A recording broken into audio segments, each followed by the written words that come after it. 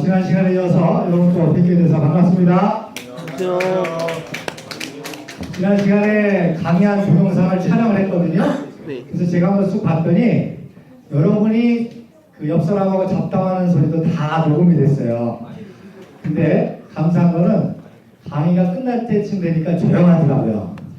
굉장히 여러분께 감사를 드리고, 제가 지금 다른 학과하고도 강의를 하거든요.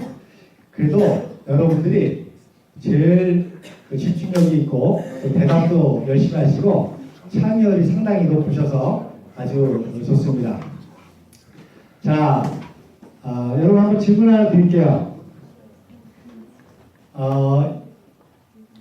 여기가 이제 기독교 교양학이기 때문에 여러분 상식적으로 배워보고 있을 거예요. 성경책 1장이 창세기 1장에 나온 말이 하나님이 천지를 창조하셨다. 창조 얘기 나오죠. 그럼 하나님이 인류를 창조하신 이후에 사람이 발명한 최고의 창조품이 뭘까요? 최고의 발명품. 인류 역사상 전구. 네. 뭐예요? 뭘 것 같아요? 책. 예수. 예. 뭐 책도 있을 수 있어요. 인쇄술, 책, 또 화약, 납칠판 등등이 있지만 우리 어떤 친구가 와서 얘기해줬네요. 1876년도에 에디슨이가 뭘 발명했죠? 전구 빛을 발명했습니다. 빛을. 그래서 하나님이 6일 동안 천지를 창조할 때 제일 먼저 창조한 게 빛이었잖아요. 그죠? 빛을 먼저 창조했는데 인류 역사상 가장 위대한 것이 바로 인공빛, 전구를 발명한 겁니다. 근데 이 전구는 전기로 되죠. 전기. 그래서 이 전구 때문에, 전구와 전기 때문에 발명된 것이 이제 컴퓨터고, 그것이 발전해서 요즘에는 뭐로 발전했죠? 스마트폰. 그래서 스마트폰 하나면 이제 거의 모든 게 다 끝나는 시대가 왔습니다.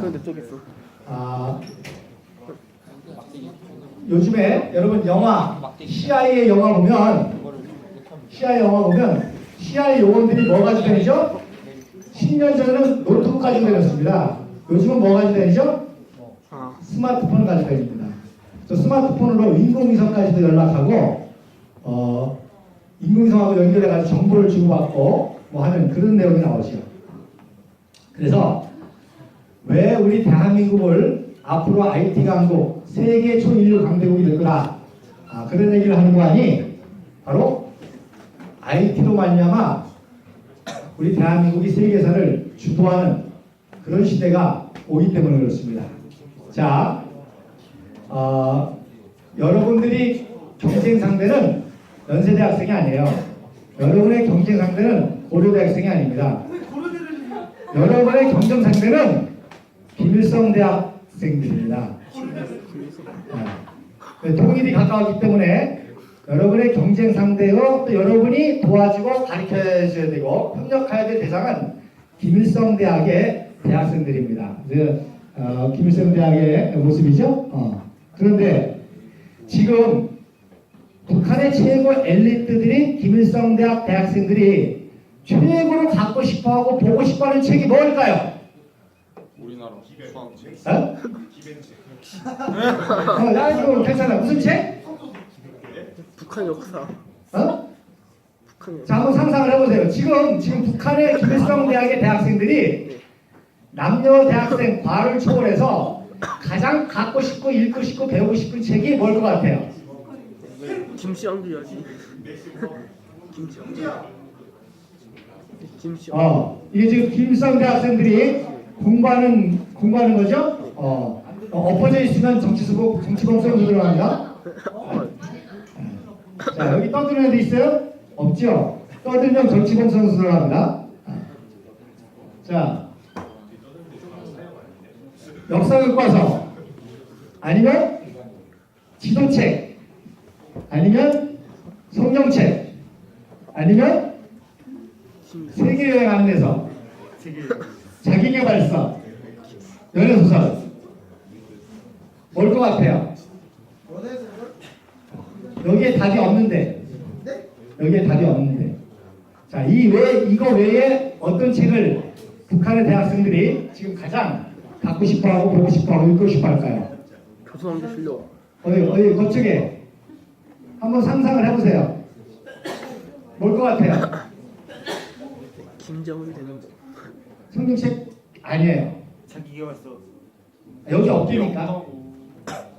자, 여기에 없는 것 중에 북한의 대학생들이 지금 가장 갖고 싶고 읽고 싶고 연구하고 싶은 책이 뭐예요? 영어 사전이에요. 영어 사전. 그 다음에 뭐예요? 컴퓨터 서적입니다. 그러니까 얘네들도 똑똑해서 곧 북한이 무너지고 통일될 건 압니다. 그랬을 때에 경쟁력을 갖추기 위해서는 영어를 알아야 된다는 거예요. 그리고 뭐예요? 컴퓨터라는 거예요. 그래서 지금 김일성 대학의 대학생들이 제일 원하는 건 달러가 아닙니다. 먹을 게 짜장면이 아닙니다. 영어 책과 컴퓨터 책입니다. 근데 여러분들은 벌써 컴퓨터 공학과에 다닌다는 게 참으로 대단한 일이죠. 그래서 앞으로 통일되면 여러분들이 할 일이 제일 많을 것입니다. 자, 이 건물이 무슨 건물인지 모르시죠? 어디 있는 건물 같아요? 유럽에 있는 건물인데, 자, 여러분, 통일되면 제일 왕성한 분야가 건축 분야입니다. 왜 그렇습니까? 북한은 황폐됐기 때문에 모든 걸 다시 다 세워야 되고 깔아야 됩니다. 그러니까 건축 경기가 제일 활성화됩니다. 그리고 세계 경제에 있어서도 제일 중요한 게 건축 경기죠. 지금 전 세계 건축 경기가 다 죽었잖아요. 근데 통일되면 건축 경기가 살아납니다. 그러면 건축 경기가 살아나면 당연히 모든 거에 컴퓨터 엔지니어링이 들어가겠죠. 여러분들 할 일이 많을 것입니다. 자, 이거는 유럽에 있는 건물인데 바로 지금 유럽에서 최대 강대국이 어느 나라죠? 유럽 최대 강대국 독일입니다. 그럼 왜 강대국이 됐어요? 통일됐으니까. 그렇지. 그러니까 통일됐으니까 제일 먼저 건축 경기가 살아났잖아요. 그래서 독일에 유명한 건축물들이 많이 생겼는데 이게 바로 독일의 국회의사당입니다. 국회의사당 천정을 유리로 만들어가지고 사람들이 관광도 하고 국회 하는 모습을 다 볼 수 있도록 했어요. 그래서 독일이 통일되고 엄청난 경제적인 발전에서 지금 세계 주강대국으로 발돋움하고 있습니다. 그런 것처럼 우리도 통일됐을 때 이런 엄청난 드라마틱한 변화가 일어나게 되겠죠. 그래서 우리나라가 앞으로 강대국이 될 거라고 하는 예측을 사람들이 많이 합니다. 강대국이 여러 가지 요소가 있겠죠. 건설, 도로, 안보, 국방, 금융, 경제, 학문, 문화, 예술 이런 것도 여러 가지 요소가 있을 것입니다. 자, 지금 전 세계 초인류 강대국이 있죠. 어느 나라요? 미국입니다. 미국이 뭐니 해도 그 다음에 미국 다음으로 지금 강대국으로 경쟁하는 나라가 어느 나라가 있죠? 중국이 매출로 지금 따라가고 있습니다. 그러니까 여러분 아셔야 될 게 중국은 매출만 큰 나라예요. 아직 멀었어요. 그 다음에 어느 나라가 있어요? 일본. 러시아는 어쨌든 한때 냉전 시대를 미국과 대결했던 그런 잠재력이 있는 영토대국으로 역시 잠재력입니다. 그래서 항공우주 분야 같은 경우도 거기가 말이죠. 그렇게 잠재력이 있는 강대국입니다. 그 다음에 또 어느 나라? 일본입니다. 여러분 일본을 무시하면 안 됩니다. 일본이 지난 시간에 말씀드린 것처럼 인류 역사상 항공모함을 최초로 만든 나라예요. 그리고 1941년 12월 7일 진주만을 기습할 때 일본은 항공모함이 9대였습니다. 미국은 8대. 그나마 4대는 유럽 전선에 나가고 4대 진주만에 있었던 거예요. 그래서 이 일본의 잠재력이 무궁무진합니다. 그래서 패전했지만 다시 경제를 일으켜가지고 1980년대는 엠파이어 스테이트 빌딩을 샀잖아요. 엠파이어 스테이트 샀습니다. 그 정도로 일본이 엄청난 잠재력이 있고 국제 로비가 굉장히 강합니다. 그 다음에 나라가 어디예요? 독일입니다. 그래서 지금 러시아, 중국, 일본, 독일이 아주 치열하게 지금 경쟁하고 있고 거기에 지금 맞먹는 나라가 여러분은 잘 안 믿으시겠지만 대한민국입니다. 왜 그런지 아세요? 지금 대한민국의 경제력이 그 나라들과 거의 맞먹는데 중요한 거는 우리는 남북 분단 상태에서 이걸 이뤘다는 거예요. 일본의 30년의 식민지와 동족 상징의 비극의 완전 항폐화 속에서 계속 북한하고 경쟁하면서 위협을 당하면서 테러 당하면서 칼기 폭발 당하면서 아웅산 테러 당하면서 이런 경쟁 관계 속에서 위협 속에서도 이 정도의 이상을 이뤘다는 게 그게 놀라운 겁니다. 그러니까 이런 대한민국의 평화적인 방법으로 통일돼서 하나 됐을 때 그 폭발력이라는 엄청난 거죠.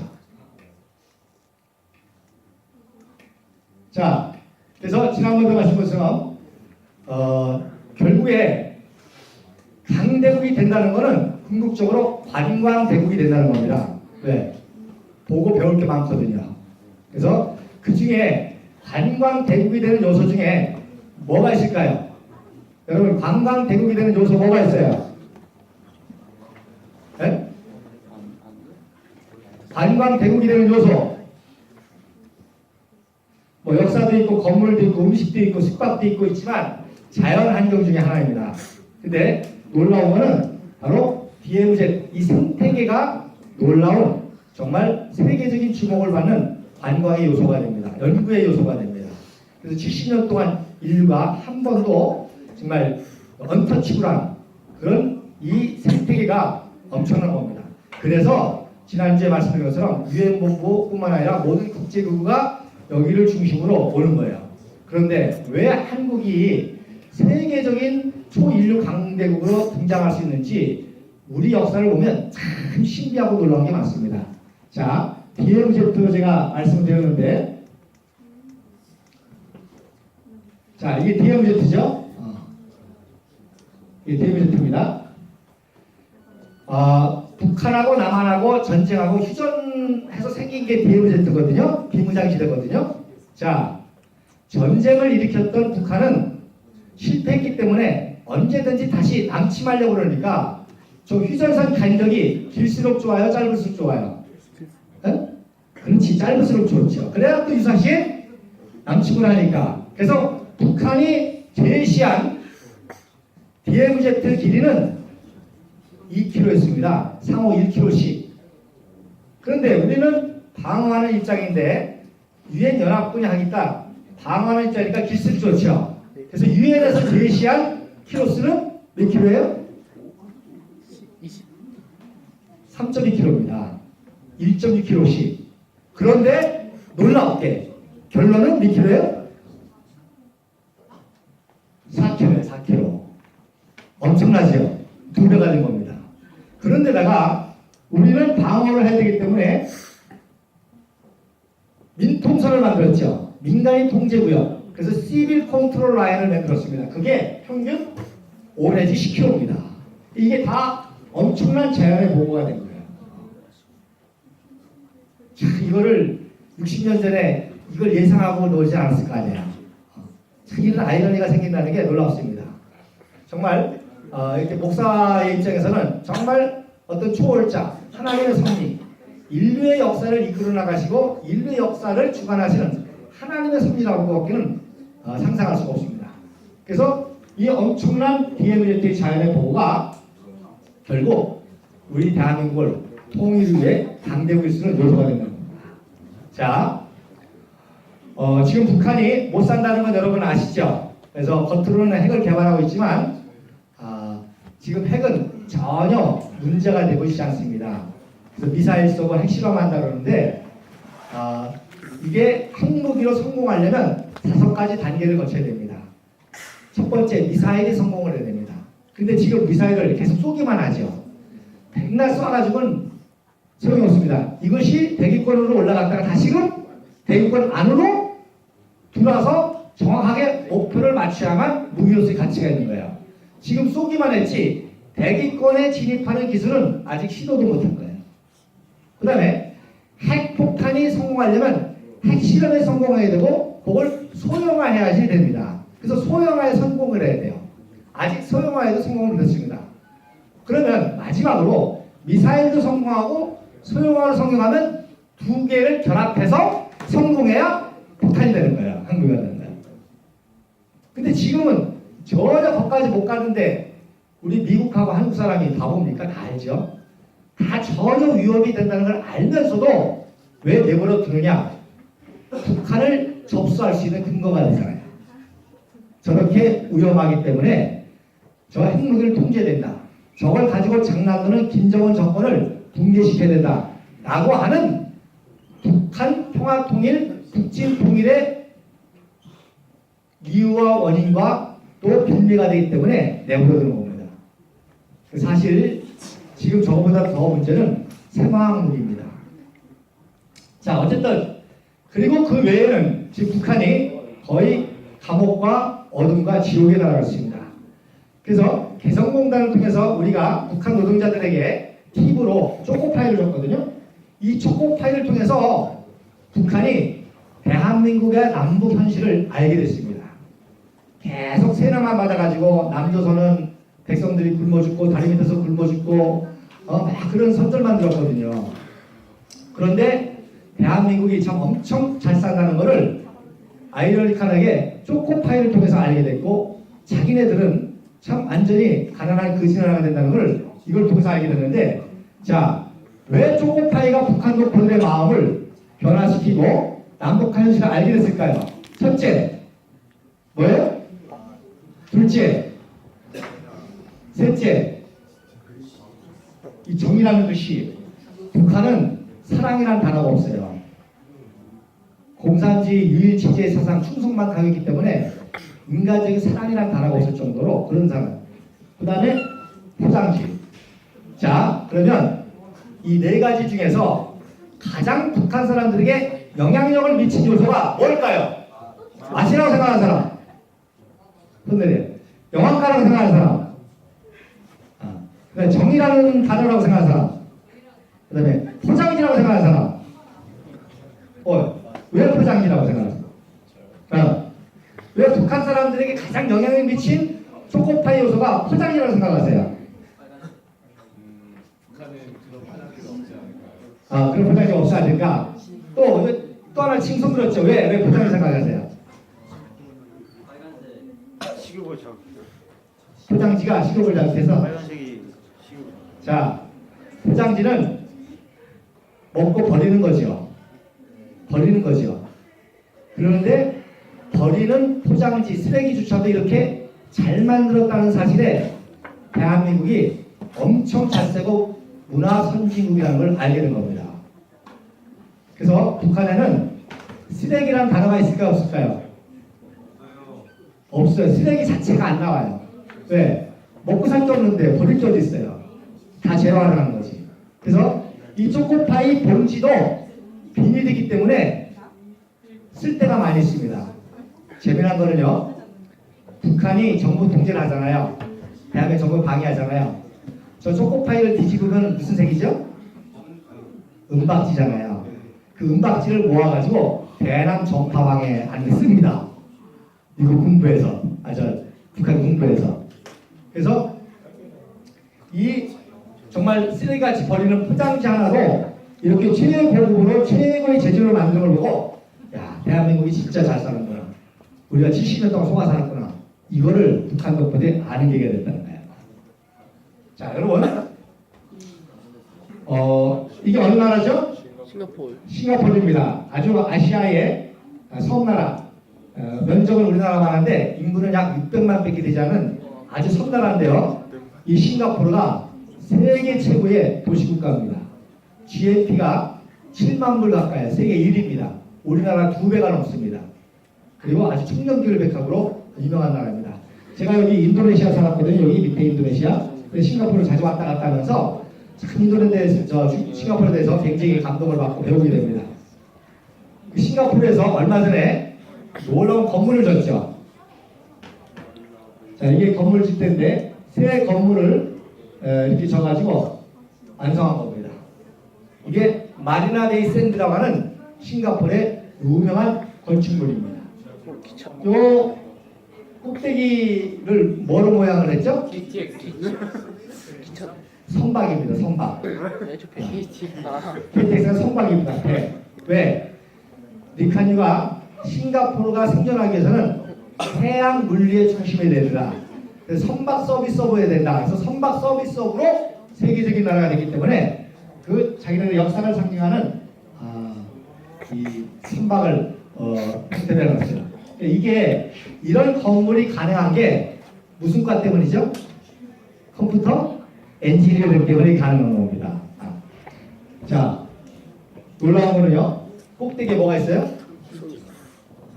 수영장이 있어요. 저기 36.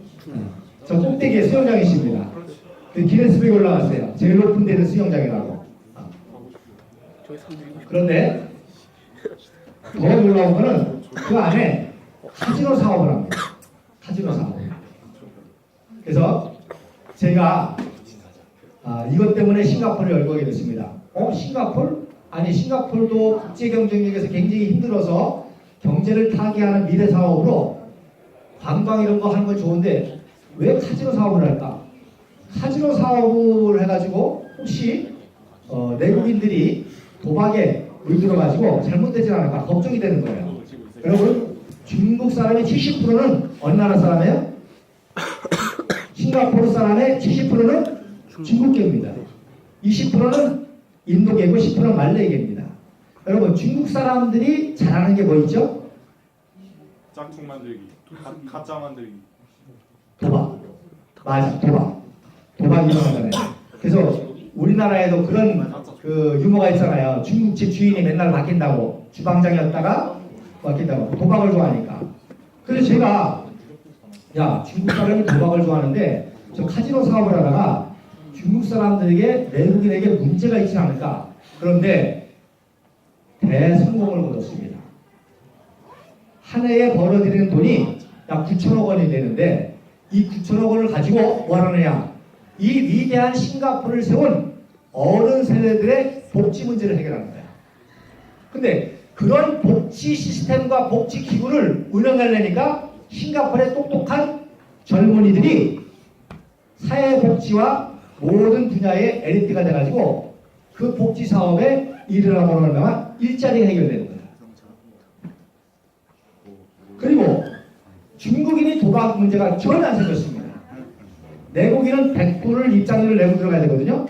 그래서 제가 이거 충격을 받았습니다. 야, 어떻게 저렇게 될 수가 있느냐. 그래서 제가 리칸유가 쓴 책을 2권을 읽었습니다. 그랬더니 중국인들을 완전히 싱가포르인이라고 새로운 민족을 만든 거나 마찬가지야. 제가 충격을 받은 게 우리나라 김대중 대통령, 노무현 대통령 때 뭘 만들었죠? 바다 이야기 만들고 정선 카지노 사업 만들고 그래가지고 우리나라가 망가졌잖아요. 그 도박에 가정이 깨지고 사업 망가지고 또 중요한 거는 청년들의 정신을 파괴했습니다. 왜? 청년들이 뭔가 도전하고 해서 뭔가 이룰 생각을 하고 어떻게 하면 한탕주의로 로또로 어떻게 하면 복지 혜택 받아서 그래서 청년 영혼들을 다 망가뜨리겠습니다. 그래서 제가 안 되겠다. 우리 청년들을 깨워야 되겠다. 그래서 연구를 하고 오게 된 겁니다. 리칸유 수상이 70세 때에 1992년도 경우거든요. 컴퓨터 자판을 일일이 배워가지고 이 책 2권을 쓴 거예요. 놀랍죠? 70세 할아버지가 일일이 그때 자판을 배워가지고 책을 쓴 거예요. 하나는 싱가포르 스토리라 가지고 싱가포르에 어떻게 건국이 됐는지, 그 다음에 From Third to First 어떻게 제3세계에서 최인류 국가로 됐는지 책을 썼습니다. 왜 썼냐? 싱가포르 젊은이들이 풍요 속에서 태어나가지고 풍요 속에서 자라가지고 역사를 모르면 국제 경쟁력에서 뒤떨어지고 싱가포르의 미래를 보장 못한다는 거예요. 그래서 우리의 믿음의 조상들이 얼마나 치열하게 이 국제 경쟁 속에서 치열하게 싱가포르를 건설해서 오늘날 대고시국가를 이루었는지 이 역사를 모르면 싱가포르 청년들의 정신이 망가져가지고 세계 경쟁 시대에 살아남을 수 없다. 그래서 이 역사책을 쓴 겁니다. 제가 외국에 22년 있다가 한국에 작년에 온 게 그겁니다. 역사에 대한 무지보다 더 무서운 게 역사에 대한 왜곡입니다. 역사에 대한 무지는 가르쳐주면 돼요. 모르는 거 가르쳐주면 돼요. 근데 역사에 대한 왜곡된 지식을 받으면 심각한 문제입니다. 왜? 왜곡이라는 것은 의도적으로, 조직적으로, 조작적으로 만드는 거거든요. 그렇기 때문에 수리의 성격이 강합니다. 그래서 조작된 역사가 한번 입력되면 진실을 얘기해도 거부해요. 들으려고 하네요. 자기가 최고인 줄 알아요. 자기 지식이 맞는 줄 알아요. 그래서 제가 원래는 탈북 대학생들에게 이런 걸 가르치려고 한 겁니다. 처음에. 왜? 탈북자 중에서도 대학생들 탈북해가지고 고대나 연대나 이렇게 들어가는 대학생들이 앞으로 통일 과정에 중요한 역할을 할 거 아닙니까? 근데 걔네들이 70년 동안 왜곡된 공산주의 사상을 가져준 거 아니에요. 북한은 정부가 가짜거든요. 다 거짓말이잖아요. 그래서 그런 생각을 가진 북한의 대학생들의 역사 왜곡을 벗겨주고 바른 역사관을 가져야 대한민국과 같은 그런 통일된 국가를 세워야 된다. 그런 사명으로 걔네들을 가르쳤는데 의외로요. 걔네들이 금방금방 이해를 해요. 왜? 살아봤잖아요. 건식된 차자에서 살아봤잖아요. 그리고 한국에 와서 이 세제를 봤잖아요. 그 비교가 되는 거예요. 그러니까 대한민국이 어떻게 건국이 됐는지, 북한이 어떻게 건국이 됐는지 역사를 쭉 얘기해주면 100%가 알아듣습니다. 당연히 그러다 보니까 김일성과 이승만에 대해서 얘기를 안 할 수 없습니다. 해방되자마자 북한은 소련군 대위 33세 김성준을 김일성 장군으로 등장시켜가지고 북한 정권을 세웠고 대한민국은 이승만 박사가 와서 대한민국을 세웠습니다. 그래서 그 과정을 쭉 얘기해 주고서 마지막에 북한의 여학생이 뭐라고 질문하는 거냐니? 자, 이제 질문해봐 그랬더니 목사님 이승만 박사 자식이 있어요? 물어보더라고. 안타깝게 없어요. 그랬더니 만약에 있었으면 얼마나 똑똑할까? 왜? 자기네들은 김일성, 김정일, 김정은 과거 멍텅구리 안에서 그 멍텅구리 속에서 이 비참함을 체험했거든요. 그러니까 그 위대한 이승만 박사의 이야기를 다 듣더니 자식이 없느냐는 거예요. 있었으면 엄청나게 똑똑했을 텐데 알아듣더라고요. 더 놀라운 사실은 70세 된 할머니가 탈북을 했는데 그분은 김일성 초상화를 그리던 사람입니다. 그러니까 김일성, 김정일 초상화를 그리는 1등 화가이기 때문에 최고의 대우를 받는 사람인데 탈북을 했어요. 그래서 그분에게 제가 이 건국 얘기를 딱 해줬더니 그분이 깜짝 놀라요. 왜? 자기가 배운 거하고 전혀 반대거든요. 근데 쭉 듣더니 다 이해를 하면서 그분이 갑자기 목사님 65년 전에 들었던 얘기가 생각이 난다는 거예요. 여러분 65년 전에 여러분은 아직 60부터가 같이 자기가 해방될 때 1945년 8월 10일 해방될 때 평양의 온주에서 국민학교 막 입학할 때인데 그때 들었던 얘기가 목사님의 이 역사 얘기를 들으니까 기억이 나게 됐다는 거야. 뭐냐 그랬더니 그때 남한에는 이승만 박사가 왔는데 무지무지 똑똑하더라 라는 얘기를 60년 만에 기억해내더라. 그러니까 그 당시 이승만 박사의 귀국은 한민족 전체의 소망이었던 거죠. 근데 북한의 공산주의 정권을 들어서면서 북한은 공산주의로 완전히 세뇌된 거짓 역사가 되고 대한민국은 그분이 세운 대한민국이 이렇게 지금 세계적인 나라가 된 거죠. 자, 왜 그러면 이 대한민국이 앞으로 세계사를 지도할 수밖에 없냐? 자, 영국이 대영 제국, 한때 해가 지지 않는 나라라는 대영 제국이 된 이유가 쉽게 얘기해서 제임스 와트가 1776년도에 뭘 발명했죠? 증기기관을 발명한 거예요. 그러니까 증기기관을 발명하니까 무슨 혁명이 일어났죠? 산업혁명이 일어났어요. 그 다음에 그동안에는 배가 뭐로 다녔죠? 배가 뭐로 다녔어요? 바람으로 다녔잖아요. 그러니까 나무로 만들었잖아요. 근데 증기기관이 만들어지면서 뭐가 나와요? 철? 철갑선이 나오는 거죠. 증기선이 나오고 증기 인력으로 군함을 만들고 무역선을 만들어서 세계를 제패할 수가 있었던 거죠. 그 다음에 증기기관을 통해서 기차가 만들어지죠. 치치폭폭 치치폭폭 치치폭폭 치치폭폭 기차가 만들어지잖아요. 네. 그러면 기차가 만들어지니까 그 다음에 뭐가 놓여지죠? 철로. 철로가 놓여지죠. 그러면 영국 섬나라가 증기기관